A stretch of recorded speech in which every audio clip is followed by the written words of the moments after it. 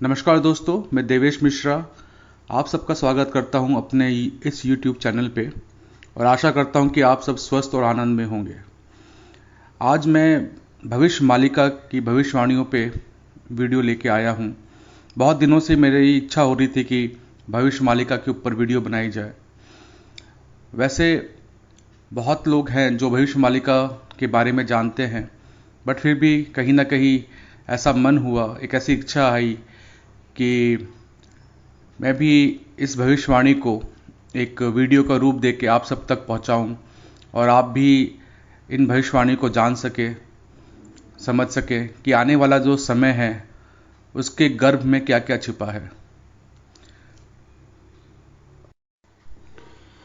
भविष्य के गर्भ में क्या छिपा है ये हमें नहीं पता, पर हम सब बहुत उत्साहित रहते हैं कि काश हमें भविष्य के गर्भ से कुछ जानने का अवसर प्राप्त हो, जिससे कि हम अपना जीवन उचित तरीके और एक अच्छे प्लानिंग के अनुसार चला सके।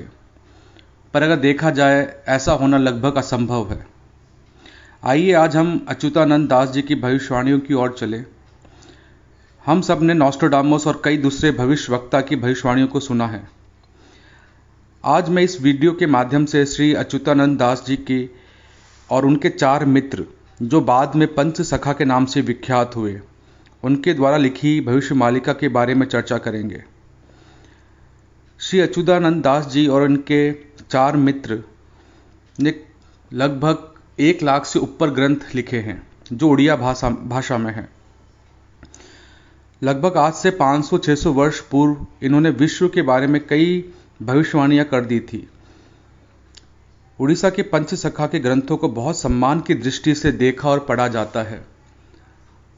आज हम अगर कई उड़ीसा के जो रहने वाले लोग हैं, जो उड़ीसा में रहते हैं, अगर हम उनसे भविष्य मालिका या श्री अच्युतानंद दास या पंच सखा के बारे में अगर हम पूछें तो वो सब बहुत सम्मान की दृष्टि से इसको देखते हैं और उनका ये एक पूरा विश्वास है कि जो भविष्य मालिका में लिखा है वो पूरा का पूरा सत्य है, क्योंकि जो पहले भी भविष्यवाणियां की गई थी, जो उसमें लिखी हुई थी, वो पूरी तरह से सच साबित हुई है।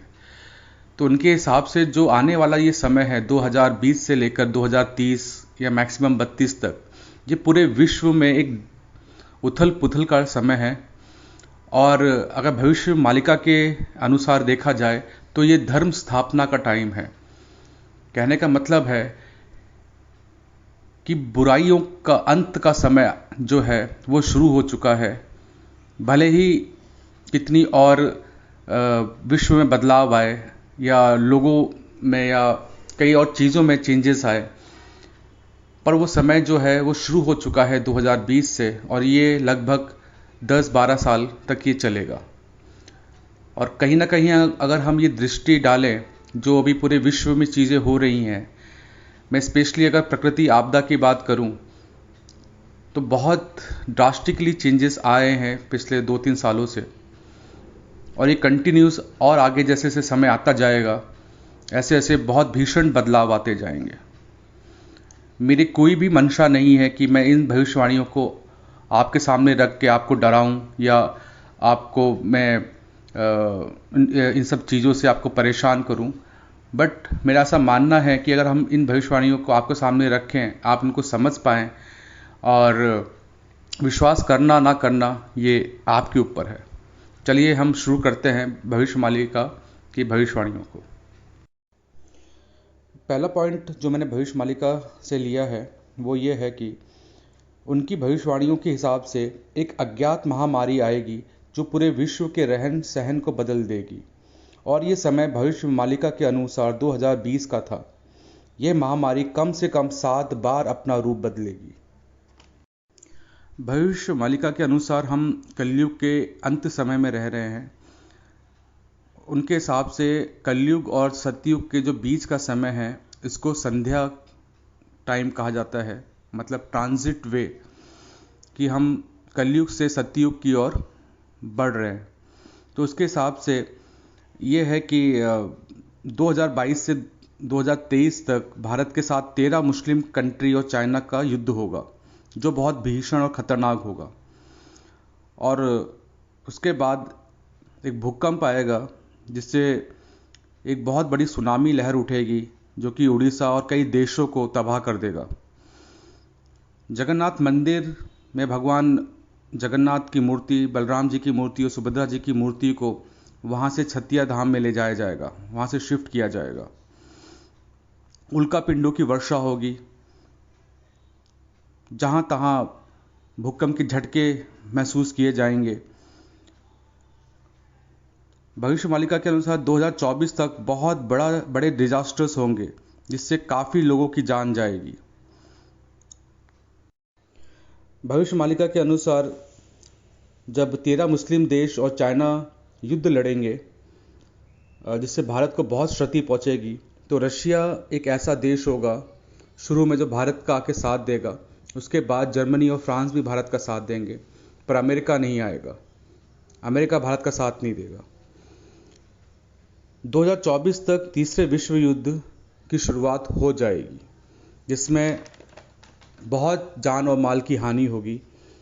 और भविष्यवाणी के अनुसार ये विश्व युद्ध काफ़ी लंबा चलेगा और जब विश्व युद्ध समाप्ति के कगार पे होगा तो पूरे विश्व में एक ऐसा बड़ा भूकंप आएगा जिससे पूरे विश्व की भूगोलिक स्थिति पूरी तरह से बदल चुकी होगी।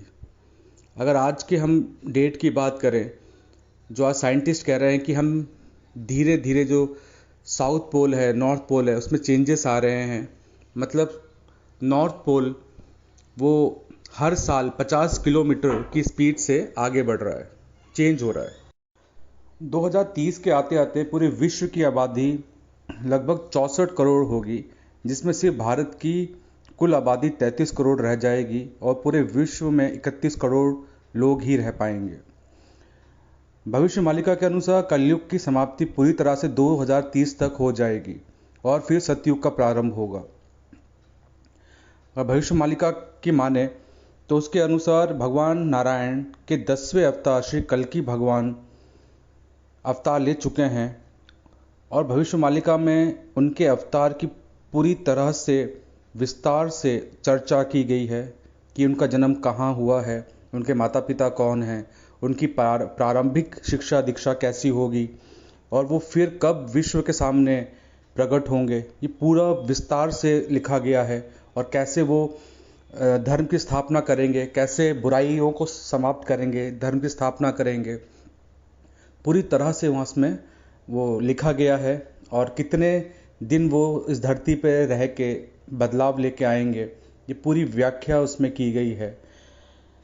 तो आशा करता हूँ कि जो चीज़ें मैं भविष्यवाणी से जान पाया था, हालांकि मैं थोड़ा बहुत जो जान पाया वो आपके समक्ष मैंने रखा। आशा करता हूँ कि आपको ये वीडियो पसंद आएगा और मैं आपसे हाथ जोड़ के प्रार्थना करता हूँ कि ये वीडियो ज़्यादा से ज़्यादा लोगों तक आप शेयर करें कि भविष्यवाणी की जो भविष्यवाणियाँ हैं ज़्यादा से ज़्यादा लोग देख सके, समझ सके।